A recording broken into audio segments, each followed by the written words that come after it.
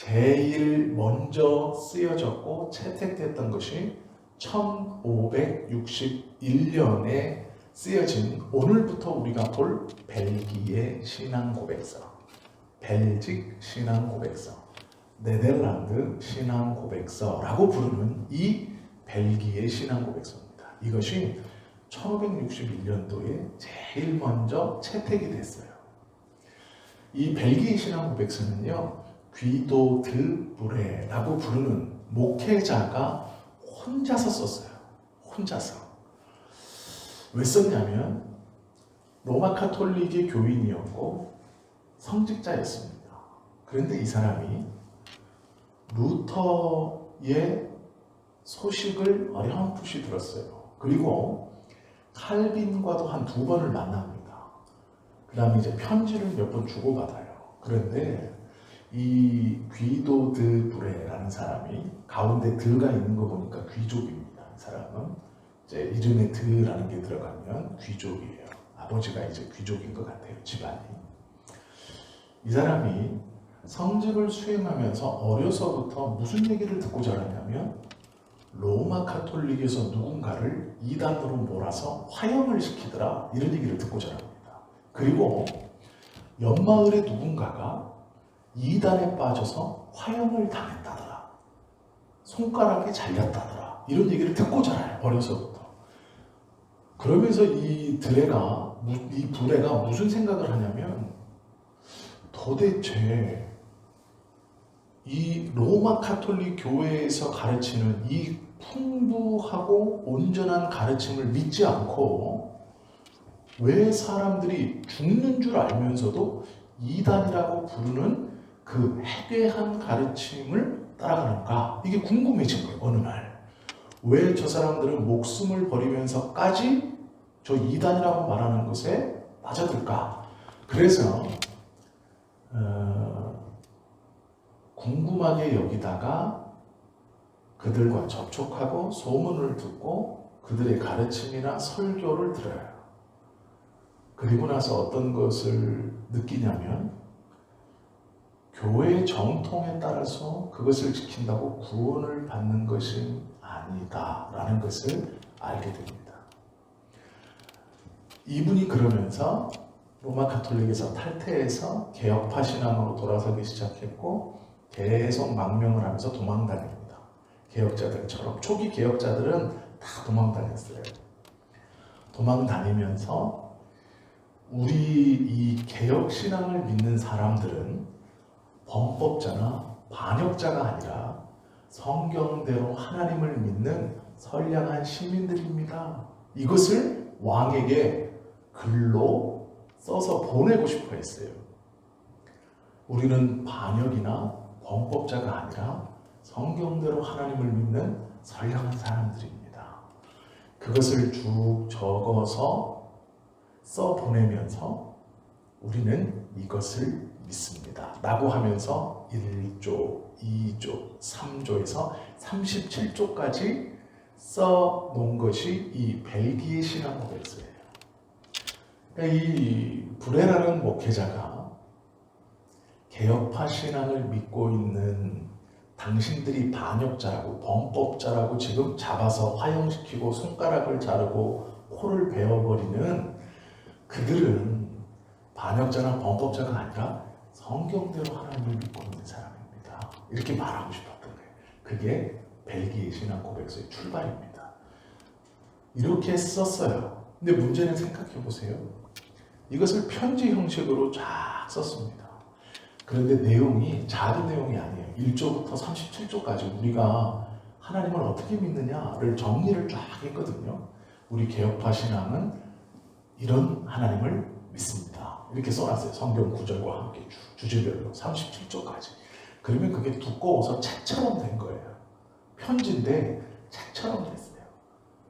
그래서 이거를 두루마리에 종이에다가 이렇게 둘둘둘둘 쓴 이 두꺼운 편지를 가죽 주머니에 말아가지고요. 어디다가 던지냐면 도르니크 총독이 살고 있는 집, 거기를 지나가다가 저녁에 몰래 그 가죽 이 쌓여있는 편지를 그 집 담벼락에다 쑥 집어던져요. 그러니까 이게 전해준 것도 아니에요. 지나가면서 저녁에 그 총독집에 쑥 집어던져요. 그러니까 이제 종들이 아침에 이 뭐라고 쓰여진 가죽 주머니, 아주 비싼 가죽에 둘러싸인 이 주머니를 발견하게 되고 이걸 총독한테 줍니다. 이게 비싸 보이거든요. 그냥 태워버릴 건 아닌 것 같아, 모양이 보니까. 그리고 편지야. 그래서 그걸 총독한테 주고요. 총독이 그것을 갖고 있다가 1555년에 스페인 왕한테 보내요. 펠리페 2세한테 보냅니다. 이것을. 왜냐하면 이 내용을 읽어보니까 자기가 총독, 즉 왕의 이 명령을 받아서 한 지역을 다스려라. 이게 총독이거든요. 자기가 해결할 문제가 아니에요. 왜 그러냐면 지금 들풀처럼 번지고 있는 종교개혁의 선두에 서 있는 루터와 칼빈과 쯔빙글리로 내려오는 이 개혁파 신앙을 사람들이 받아들이고 이들을 지금 이 프랑스 정부는 핍박하고 있거든요. 잡아서 죽이고 있고 교회에 복종하라고 있고 화형시키고 있고 여자가 믿으면 마녀라 그러고 남자가 믿으면 이단자라고 해서 막 죽이는 실정이에요. 그런데 무엇을 믿는가가 너무 자세히 기록되어 있어요. 그래서 이걸 왕한테 보냅니다. 스페인 왕한테. 그리고 이 펠리페 2세는 이것을 받아가지고요. 자기만 보는 게 아니라 이 프랑스 왕한테도 주고 이 주변 국가에 보내요. 왕들한테. 야, 우리가 잡아 죽이는 개혁파 사람들이 이것을 믿는단다. 그러니까 이렇게 신앙 고백하는 놈들을 잡으면 걔들은 개혁파다. 숨어있는 개혁파를 다 잡아낼 수 있다. 이렇게 해서 이제 보내요. 복사해서. 그리고 나서 어떤 일이 벌어지느냐. 1년 뒤에 이게 1562년에 네덜란드어로 바뀌어요. 번역됩니다. 근데 문제는 네덜란드어로 번역된 게 실수였어요. 번역하니까 일반 백성들이 보게 된 거예요. 이 서신들을. 그래서 내가 로마 카톨릭을 떠나 믿고 있는 개혁파, 내가 이걸 믿는 거구나 하고 이 책을 보기 시작한 거예요. 그러니까 그 전까지 사람들은 로마 카톨릭을 떠났는데 하나님을 잘 믿기 위해서 떠났는데 내가 뭘 믿어야 되는지 뭘 고백해야 되는지를 명확히 몰랐어요. 가르쳐주는 사람이 없었거든요. 왜냐하면 루터나 칼빈이나 쯔빙글리는 도망다니고 있고 그들이 보내주는 서신은 귀족들만이 돌려보고 있어요. 일반 백성들한테까지 내려오지 않아요. 그 내용이 소문일 뿐이에요. 카톨릭에 반대해서 도망가고 있더라. 그는 우리들 면죄부를 사지 못해도 믿음만으로 천국에 갈 수 있다고 하더라. 그런데 그 믿음이 뭔지, 하나님의 나라가 뭔지, 하나님이 어떠한 분인지를, 무엇을 믿느냐에 대한 문제를 몰랐던 겁니다. 믿고 있긴 한데 내가 무엇을 믿는지를 몰랐어요. 자, 우리 가만히 보세요. 대부분의 한국교회 성도님도 제가 참 건방진 말일 수 있지만 무엇을 믿는지 모르고 믿는 거예요. 예배가 너무 익숙하고 어떤 목회자의 설교가 때로는 위로가 되고 나에게 권면도 되고 때로는 감동도 있고 하니까 그 목회자의 설교를 들으며 신앙생활을 하며 따라왔어요. 그런데 어느 날 누군가가 나한테 네가 믿는 하나님은 어떤 분이냐라고 물었을 때 우리는요, 내 기도를 들어주시고 병도 고쳐주고 뭐 할 말이 없어요. 그러니까 이게 뭐냐면 무엇을 믿는지 모르고 믿는다고 쫓아가는 거예요. 그러니까 이게 중세 사람들하고 똑같은 겁니다. 우리가 지금 보면 그때의 이 벨기에 신앙 고백서는 사람들에게 내가 무엇을 믿는가를 가르쳐준 책이에요. 그래서 중요한 책입니다. 그리고 이 책은요, 1조부터 37조까지 쭉 기록되어 있는 첫 번째 신조이면서 1조에는요, 유일하신 하나님에 대해서 탁 선언하고 있어요. 그는 하나님이 누구시다 이렇게 선언하고 있고요. 우리가 좀 이따 볼 거예요. 37조는 심판에 대해서 말하고 있어요. 최후의 심판. 그러니까 하나님 1조의 하나님부터 37조의 최후의 심판까지 지금 목회자가 되기 위해서 신학교에 가서 7년 동안 배우는 조직신학이라는 범위 안에 들어가 있는 주제들을 짧지만 하나씩 다 건드리고 있어요. 순서가 어떻게 되냐면 하나님, 성경, 그리스도, 성령, 창조, 사람, 죄, 구원, 구속자 그리스도, 믿음, 교회, 성례, 세상 나라, 최후 심판 이런 주제로 되어 있어요. 14가지의 주제를 37가지로 설명하고 있는 거예요. 근데 이 13개, 4개의 주제는요, 지금 조직신학에서 배우는 신론, 인간론, 창조론 뭐 이런 론을 다 망라하는 거예요. 그러니까 처음 쓰여졌던 이 벨기에 신앙 고백서의 범주를 지금 현대 신학도 많이 벗어나지 않아요. 그만큼 잘 쓰여진 거예요. 그렇기 때문에 이 1561년에 벨기에 신앙 고백서를 우리의 신앙 고백서로 채택한 거예요. 개혁파가. 신학이 부족하지 않고 무엇을 믿느냐를 너무 간단 명료하고 명확하게 해놨기 때문에 그래요. 그래서 1561년에 벨기에 신앙 고백서를 시작으로 1563년 하이델베르크 요리문답, 1566년 제2 스위스 신앙 고백서, 1618년 19년 도르트 신경, 1647년 웨스트민스터 신앙 고백서, 그리고 웨스트민스터 소요리 문답, 1648년 웨스트민스터 대요리 문답까지 이 7개의 신경과 교리들을 개혁파 신앙의 정수다라고 말을 했고, 원래 개혁교회에서는요, 이 7가지의 신경과 신조들을 반복해서 가르쳤어요. 계속해서. 이것만을 가르쳤습니다. 성도들에게. 이것이 우리가 알고 있는 구역예배의 시작이에요. 구역예배를 왜 했냐면 일주일 동안 성도들이 예배를 일요일에 드리고 주일에 드리고 주중에, 미국은 수요예배도 없고 금요예배도 없고 새벽예배도 없으니까 모여야지 신앙을 잃어버리지, 이게 아니에요. 교회에 모여서 이 신조와 교리를 배우던 것이 구역의 출발이에요. 우리는 수요일도 있고 금요일도 있고 주일도 있고 그 주일도 또 오전 오후 막 있죠. 그러니까 저는 그중에 수요일은 우리의 구역처럼 이 신조와 신앙 고백을 배우는 것이 유익하다라고 본 거예요. 그래서 수요일에 이것을 하는 겁니다. 그리고 금요일은 성경을 한 권씩, 한 권을 정해서 그것을 자세히 좀 배우는 그러한 성경 공부, 여기는 수요일은 교리 공부, 주일 예배는 말 그대로 예배로 드리는 것이 신앙에 유익하다라고 판단을 했어요. 그리고 그것이 균형 잡힌 신앙을 이루어갈 수 있겠다라고 생각했습니다. 그래서 수요일에 교리와 신조를 배우는 겁니다. 그래서 처음에는 십계명과 팔복, 사도신경 이것을 강의했고, 그 다음에 이제 하이델베르크 요리문답이 끝났죠. 그리고 이제 도르트 신조를 또 배울 거예요. 이게 끝나면. 그러니까 벨기에 신앙 고백서를 이번 주부터 그래서 하는 겁니다. 이것은요, 개혁파라고 말하는, 성경대로 하나님을 믿자라고 말하는 장로교회라면 무조건 가르쳐야 돼요. 그렇죠. 그게 개혁파 교회의 신앙 고백이에요. 이것을 가르치지 않으면 개혁파 교회라고 불리지 못해요. 원래 로마 카톨릭과 너희의 차이가 무엇이냐라고 물었을 때 우리는 이것을 배웁니다. 이것을 믿습니다. 라고 고백하는 것이 차이점이에요.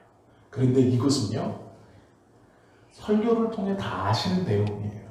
그런데 문제는 아는 것이 도르트 신경인지 하이델베르크 요리 문답인지 웨스트민스터 소요리 문답인지 그것을 모르는 것 뿐이셨던 거예요. 그래서 들어보면 나도 알고 있는 내용이고 들어봤던 내용이고 내가 생각하는 하나님과 틀리지 않아. 그런데 이게 어디 나와 있어요? 벨기에 신앙 고백서, 하이델베르크 요리입니다. 웨스트민스터 신앙 고백서, 웨스트민스터 소요리문답, 대요리문답, 도르트 신조에 나와 있다. 스위스 제2 신앙 고백서에 나와 있다. 이 정도 딱 하면요, 웬만한 목사님들도 깜짝 놀랄 거예요. 성도가 이것을 안다는 것은 굉장한 겁니다. 이게 조금 처음에 재미가 없어요. 그런데요, 이 고백들을 우리가 배우면서 우리의 마음에 이게 있어야 돼요. 내가 믿고 붙들고 왔던 하나님이 확실하다라는 거예요. 내가 지금까지 기도했고 예배했고 붙들었고 고백했고 나에게 은혜를 주셨던 그 하나님이 성경에서 말씀하시는 하나님이 분명하다라는 것을 우리는 점점점 더 깨달아가는 거예요. 그러기에 기쁨이 넘치는 거예요. 교리와 신경은요, 지루한 게 아니라 내가 믿는 하나님이 그렇다라는 것을 깨달아가면서 나의 신앙이 잘못되지 않았구나.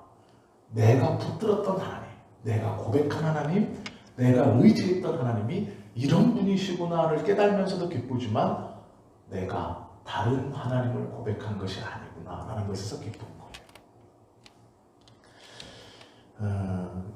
이제 1조인데요. 짧게 볼 거예요. 다 할 수는 없으니까 짧게 볼게요. 1조. 유일하신 한 분 하나님만이 계시다. 자, 여기서 유일하신, 유일이라는 것은 온 세상의 통틀어 하나라는 뜻이에요. 유일하신 한 분 하나님만이 계시다. 그 밑에 뭐라고 설명을 붙여놨냐. 우리 모두는 성도들을 말하는 거죠. 유일하신 한 분 하나님만이 계시다는 것을 마음으로 믿고 입으로 고백합니다. 그분은 단순하시고 영적인 존재입니다. 그분은 영원하시며 완전히 이해될 수 없으시고 보이지 않으시며 변하지 않으시고 제한이 없으시고 전능하시고 완전히 지혜로우시며 공의로우시고 선하시고 모든 선이 흘러나오는 근원이십니다. 이렇게 말하고 있어요. 유일하신 한 분 하나님만이 계시다 하면서 하나님이 어떠한 분인지 쭉 설명해 놨거든요. 그러면서 출발을 뭐라고 하냐면 우리는 하나님이 한 분만이 계시다는 것을 마음으로 믿고 입으로 고백합니다. 이렇게 시작하는 거예요. 신명기 6장 4절의 근거를 두고 있습니다. 제가 읽어드릴게요. 이스라엘아 들으라. 우리 하나님 여호와는 오직 유일한 하나님이시니 라는 구절이에요. 하나님께서 이스라엘 백성들에게 신명기에서 당신이 어떠한 분인지를 알려주시는데 하신 말씀이 뭐냐면 오직 유일한 하나님이다. 이렇게 말해요. 유일하다. 하나님이 유일하다는 거예요. 우리는 그럼 하나님이 유일하시지. 하나님만 신이시지. 그게 뭐 특별해. 근데 특별해요. 이 말이. 유일하다라는 건 하나라는 뜻이거든요. 값어치는 가만히 생각해보세요. 값어치는요. 하나일 때 제일 소중한 거예요. 하나일 때. 금반지가 10,000개고 전 세계에 금반지가 10,000개가 있어요. 은반지가 10개가 있어요. 그럼 뭐가 더 비싸질까요? 은반지가 비싸져요. 왜요? 은반지가 10개밖에 없어. 희소성이기 때문에 그래요. 자, 그러면 금반지가 10,000개가 있고 은반지가 10개가 있고 동반지가 1개가 있어요. 뭐가 제일 비쌀까요? 동반지가 제일 비싸요. 왜요? 1개예요. 유일하다는 건 그런 의미예요. 최고의 값어치. 즉 유일하신 하나님이다라고 말했을 때는 이 말이 뭐냐면요. 전 우주를 통틀어 나는 혼자다라는 거예요. 나는 하나다라는 거예요. 이 말은 가장 값어치입니다. 하나님 스스로 하나님을 이렇게 말씀하시죠. 유일하다는 것은 가장 값어치가 있다. 이런 뜻입니다. 디모데전서 2장 5절에 보면 하나님은 한 분이시요 또 하나님과 사람 사이의 중보자도 한 분이시니 그리스도 예수라. 이렇게 말해요. 자, 한 분이라는 의미를 알겠죠. 가장 값어치 있다라는 뜻이에요. 하나님이 값어치 있고 예수님이 값어치 있다. 왜? 한 분이시기 때문에 그래요. 하나님이 10분이거나 예수님이 100분이라면 값어치가 없는 거예요. 그만큼 값어치가 나눠지는 거잖아요. 그러니까 성경에서 한 분 하나님이라고 말하는 건 최상의 값어치를 가졌다. 이런 뜻이에요. 우리가 유일한 하나님이라고 고백하는 것은 하나님은 최상의 값어치입니다. 이렇게 말하는 거예요. 그러니까 사람의 기준으로 최고로 귀하고 높은 것 이렇게 올릴 때 한 분입니다. 이렇게 말하는 거예요. 그래서 하나님이 인간들에게 당신을 소개시켜 주시면서 나는 유일한 하나님이 너희에게 가장 값어치가 있는 하나님이다. 이런 뜻이에요. 자,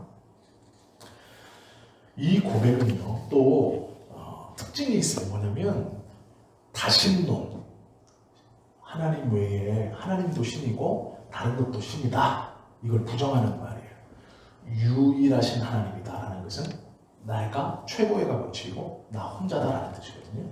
다신론, 신이 많다. 이걸 부정하는 얘기예요. 이 한마디의 고백 속에 즉 우리가 하나님, 나는 유일하신 하나님을 믿습니다라고 고백할 때 그 말 속에는 다른 것은 신으로 생각하지 않는다는 거예요. 다신론을 부정하는 말이고 범신론, 우주나 기운이나 인격적이지 않은 비인격적인 어떠한 큰 것을 가지고 우주, 세계, 자연법칙 이것을 신으로 생각하는 것이 범신론이에요. 모두 다 신이다.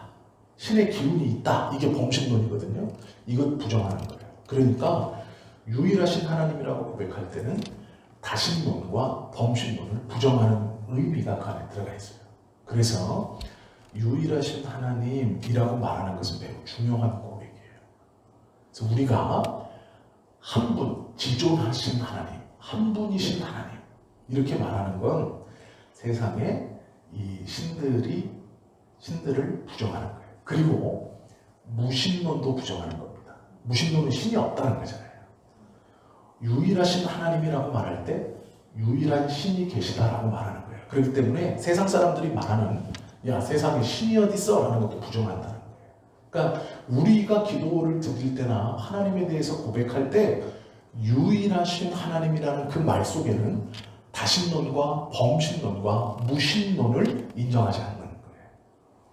나의 믿음의 고백으로 하나님 외에 다른 신이 존재한다는 것이나 모든 것이 신이라고 말한다는 것이나 신이 없다고 말한다는 것을 나는 부정한다는 신앙 고백이 그 안에 있는 거예요.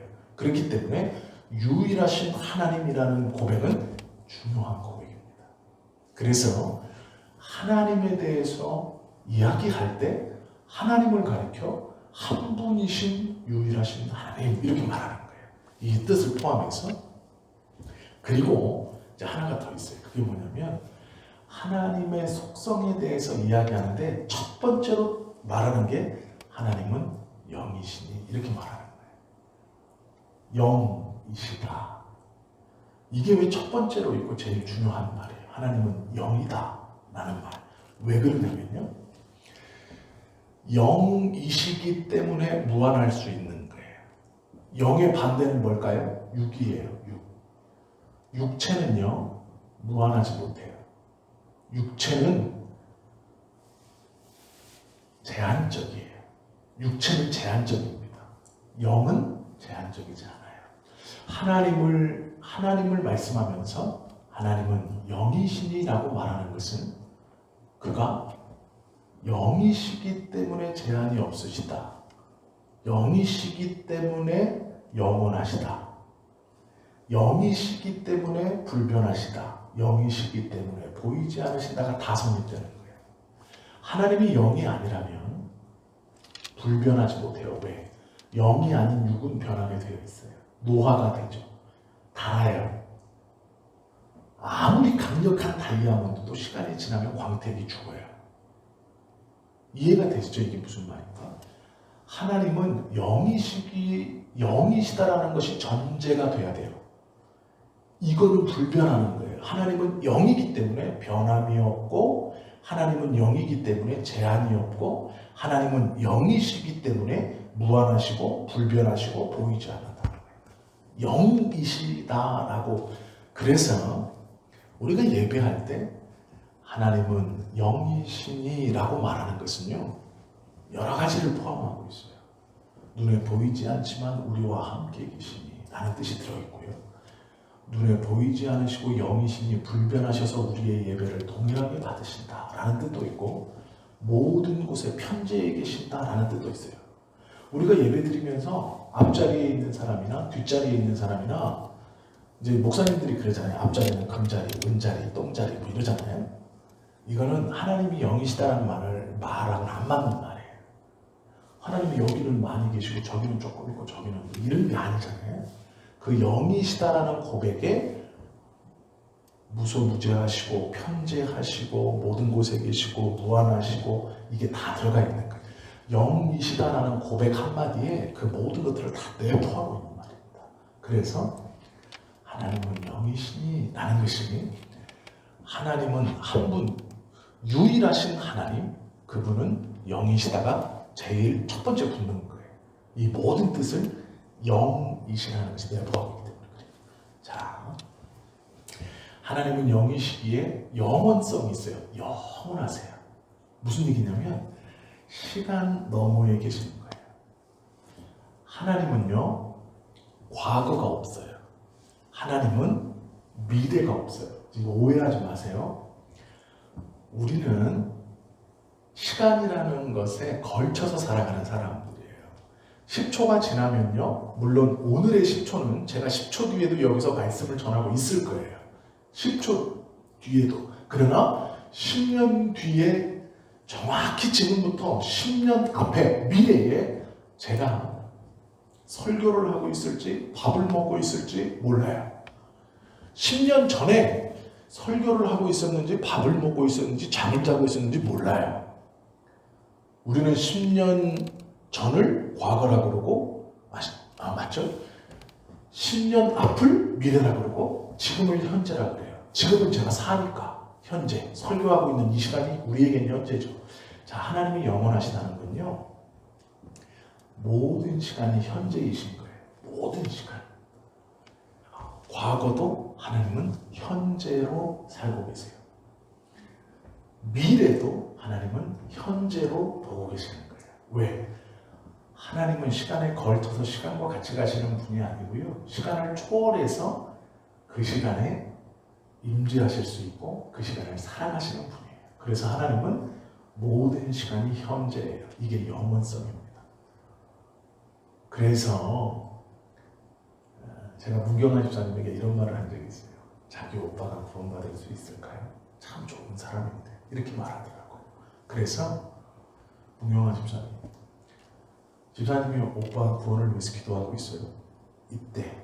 근데 지금 나이 40이 넘었는데 아직도 구원을 못 받은 것 같아. 그래서 제가 그랬어요. 걱정하지 마세요. 집사님이 기도하면 오빠가 어렸을 때 집사님하고 같이 그 주일학교 시절에 교회를 다녔던 그때 구원하실 수 있어. 이렇게 말했어요. 무경환 집사님 못 알아듣더라고요. 목사님 그 무슨 얘기예요? 그건 뭐 몇 년 전, 몇십 년 전인데 그때 구원받을 수 있다라고 말하는 건 무슨 얘기? 이미 지났는데 앞으로 미래에 어느 순간 구원받을 수 있어라고 말하는 게 맞지 않아요? 자, 이건 우리 기준이에요. 이해가 되시죠? 제가 무슨 말 하는지? 하나님은 과거도 미래도 현재도 현재이신 거예요. 내가 여기서 하나님 우리 오빠를 구원해 주십시오라고 기도한다면 하나님은요, 미래에만 그를 불러 구원하실 수 있는 분이 아니에요. 과거로 가서 그를 불러 구원하실 수도 있어요. 이해가 되시죠? 이해가 되세요? 이게? 예. 이게 영원성이에요. 이게 전지전능이에요.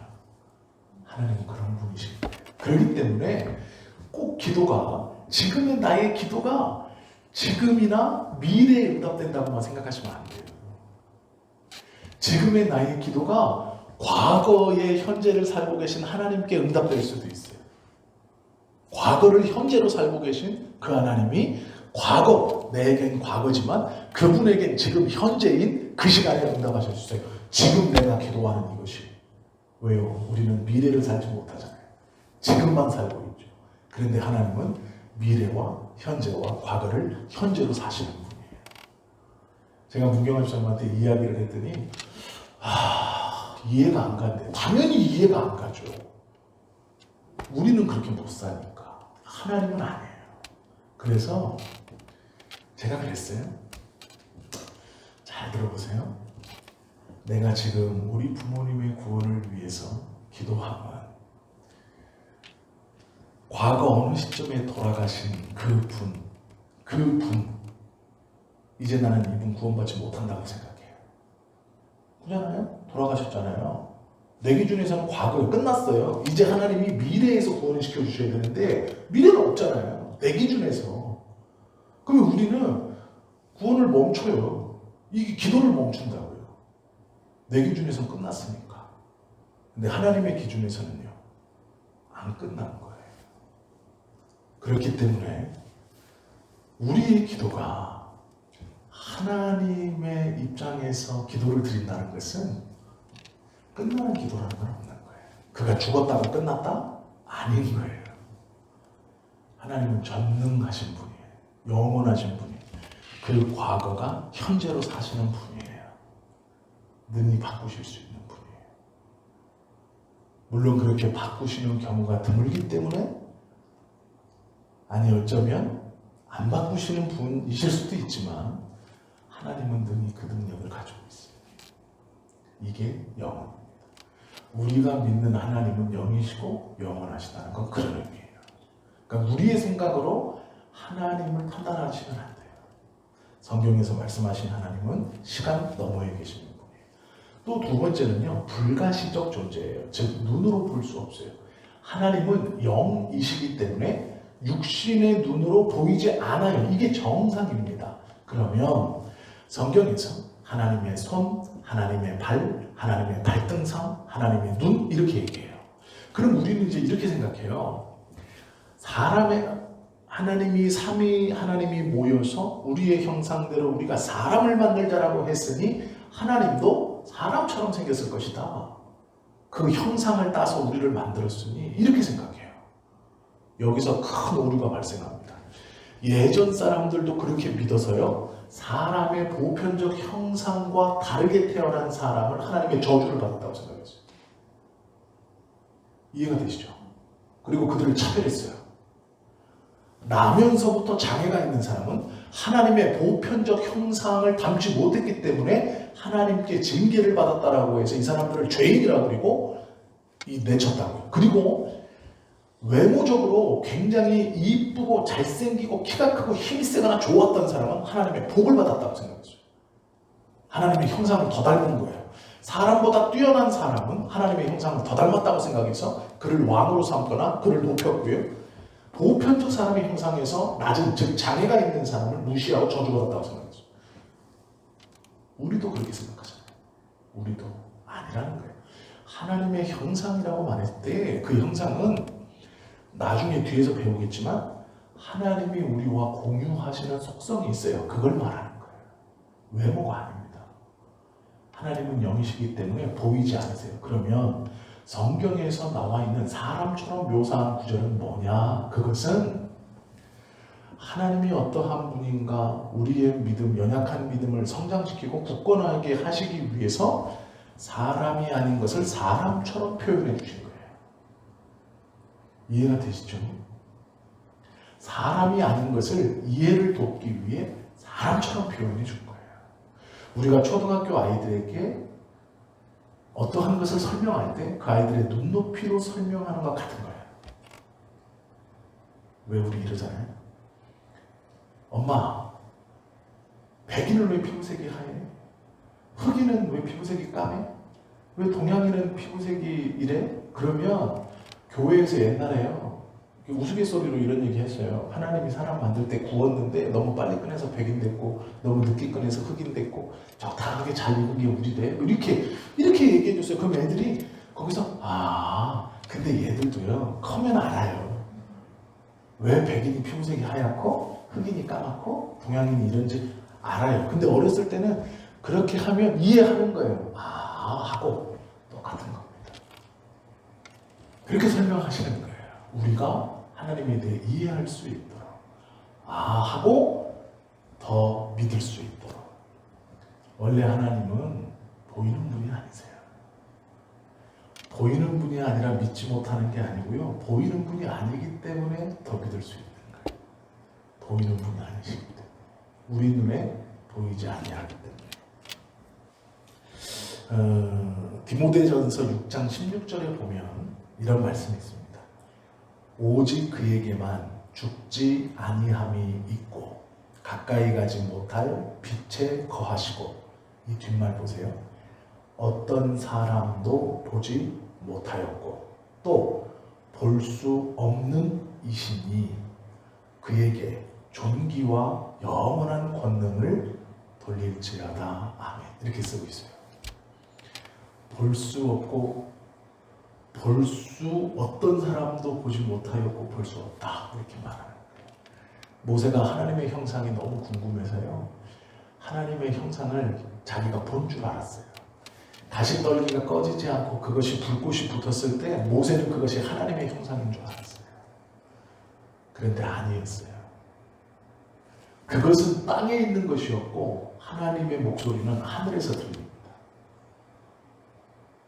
모세오경을 가만히 읽어보세요. 그게 하나님의 형상이라면 음성이 거기서 나와야 되는데 그건 그냥 그대로 있는데 음성이 하늘에서 들려요. 모세가 그래서 엎드립니다.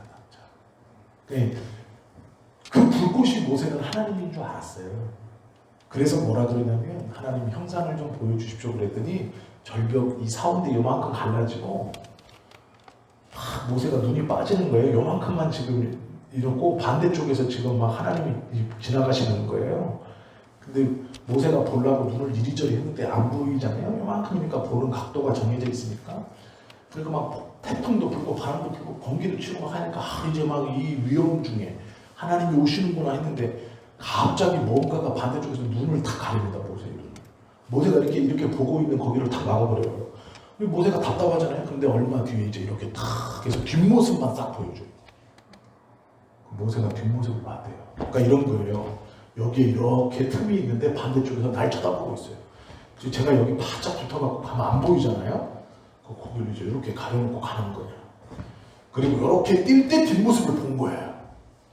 그렇게 써 있어요. 모세가 그렇게 기록해놨어요.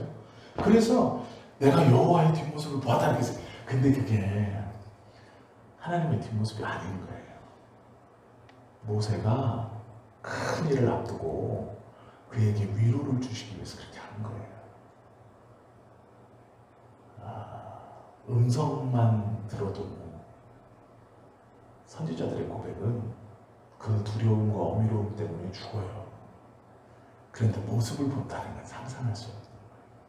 그래서 예수님도요, 나를 본 자가 아버지를 보았다 말씀하신 거예요. 볼 수 없는 분이에요. 그걸. 자, 그리고 불변성입니다. 세 번째가 영이시기 때문에 불변하시는 거예요. 자, 이것을 오해하시면 안 돼요. 불변하기 때문에 꽉 막혀 있거나 답답하거나 사고방식이 다른 막 우리 고집불통 아버지 같은 분이 아니고, 이 불변하시다는 것은 우리를 향한 마음이 변함이 없으시다라는 말이에요. 하나님이 선택한 백성들이라는 범주 안에 들어가 있는 우리를 대하실 때 하나님은 변함이 없으시다라는 거예요. 내가 하나님의 말씀을 잘 지킬 때만 나를 이뻐하고 내가 잘 못 지킬 때 나를 싫어하시고 이런 분이 아니시다라는 거예요. 이게 불변성입니다. 하나님께서 나를 구원하시기로 작정하신 그 순간부터 그것은 변하지 않으신다라는 거예요. 또 무한성이에요. 이것은 영원성과 연관이 있는 말인데요. 시간과 공간에 관련해서 무한하시다는 거예요. 이 무한성은요, 현재성이라고도 말해요. 모든 곳에 계신다.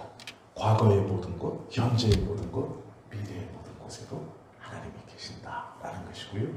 전능성, 하나님은 모든 것을 할 수 있다라는 것이죠. 그리고요, 지혜, 공의, 선함이 있어요. 이게 뭐냐면 지혜, 공의, 선함, 이것은요 공유적 속성이라고 불러요. 공유적 속성. 이게 뭐냐면 하나님을 잘 믿는 사람에게 하나님은 지혜, 공의, 선함을 나눠주신다는 거예요. 그래서 우리가 공의를 행할 수 있고, 즉 정의롭게 행할 수 있고 지혜롭게 행할 수 있다라는 것이죠. 선한 것이 우리 안에 있다라는 거예요. 성경 말씀에 보면 하나님 내 속에 선한 것이 하나 없습니다. 시편에 고백하고 있어요. 그런데 우리가 어떻게 선한 일을 할 수 있는가? 하나님이 우리에게 나누어 주시기 때문에, 우리와 공유하시기 때문에, 선함을 공유하시기 때문에 하나님께서 공유해 주신 선함으로 내 안에 그 선함이 생겨나는 거예요. 그래서 사랑할 수 있고 좋아할 수 있고 감사할 수 있고 인내할 수 있는 겁니다. 이것은 공유적 속성이에요. 그러나 우리가 중요하게 알아야 할 것은 완전하게 완벽하게 공유하시지 않으세요. 사람은요, 사랑이 아무리 많아도요 모든 사람을 다 사랑할 수 없어요. 똑같이 사랑하지 못해요. 새끼도 아픈 손가락이 있는 거예요. 덜 아픈 손가락이 있어요. 이건 사람이기 때문에 어쩔 수 없어요. 더 이뻐하고 조금 덜 이뻐하고가 있어요. 왜요? 사람은 하나님의 속성을 온전히 공유하는 게 아니에요. 부분적으로 조금만. 그렇기 때문에 불완전한 거예요. 지혜도 불완전하고, 그렇기 때문에 이 공의도 불완전하고 선함도 불완전한 거예요. 공유적 속성이시긴 하지만 엄밀히 말하면 조금 공유적 속성이겠죠. 이것이 우리가 꼭 기억해야 돼요. 하나님은요 단순하세요. 오해하지 마세요. 이게 뭐냐면 앞에서 우리가 속성들을 배웠어요. 영적이시고 불가시적이시고 무한하시고 뭐 편재하시고 그다음에 전능하시고 지혜로우시고 공의로우시고 선하시고 이런 것을 지금 들었잖아요. 그러면 어떤 사람은요 하나님을 이렇게 생각해요. 이런 기운들이 모여서 형성된 어떠한 것을 우리가 하나님이라고 부르는구나 이렇게 말해요. 자, 이렇게 잘 들어보세요. 영원성. 자, 하나님은 영이시래요. 보이지 않는데요. 보이지도 않고 공의롭고 선하고 지혜롭고 무소부지하고 전능하고 권능하고 뭐 무한하시고 이런 어떠한 능력들이 눈에 보이지 않는 능력이 모여가지고 있는 그 어떤 커다란 힘, 이것을 우리가 하나님으로 말하는 거 아니냐? 이렇게 말해요. 그러지 않는다는 거예요. 그런 기운들이 모여있는 게 하나님이 아니라는 거예요. 이거 이해가 되세요? 네. 그러니까 하나님은 그런 기운들이 모여서 만들어진 게 아니에요. 그래서 단순하시다 이렇게 말하는 거예요. 그런 것들이 섞여 있다고 하나님이 아니다 이런 말이에요. 그런 의미에서 하나님은 단순하시다 이렇게 말씀하시는 거예요. 그런 속성들이 섞여서 하나님이라고 이름 붙여진 것이 아니다. 또 불가해성. 이것은 뭐냐면 우리가 하나님을 완전하게 알 수 없다 이런 뜻입니다. 하나님은 어떤 누구에게도 완전히 파악되시는 분이 아니에요.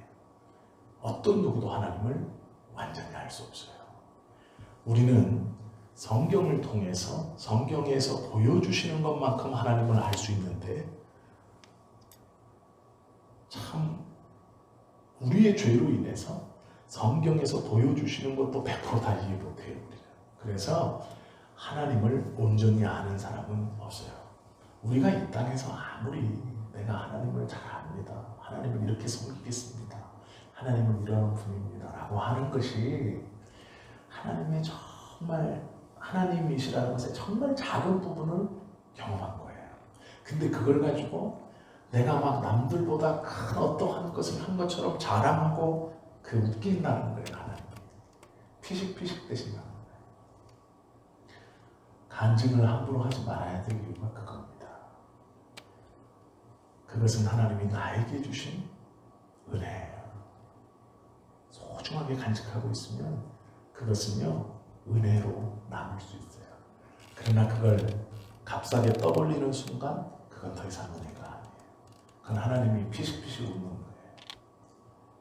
네가 경험한 그 작은 삶에서 경험한 작은 나의 이름의 권위, 권능 그것을 가지고 하나님과 친밀한 것처럼, 나를 아는 것처럼, 내 사랑을 너만 받고 있는 것처럼, 네가 나를 사랑하는 것처럼 얘기하는 것, 하나님 웃으시는 거예요. 그럴 수 없는 분이다라는 것이죠.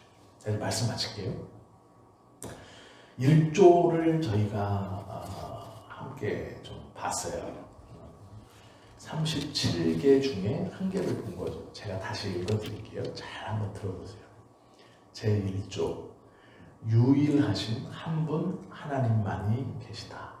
우리 모두는 유일하신 한 분 하나님만이 계시다는 것을 마음으로 믿고 입으로 고백합니다. 그분은 단순하시고 영적인 존재입니다.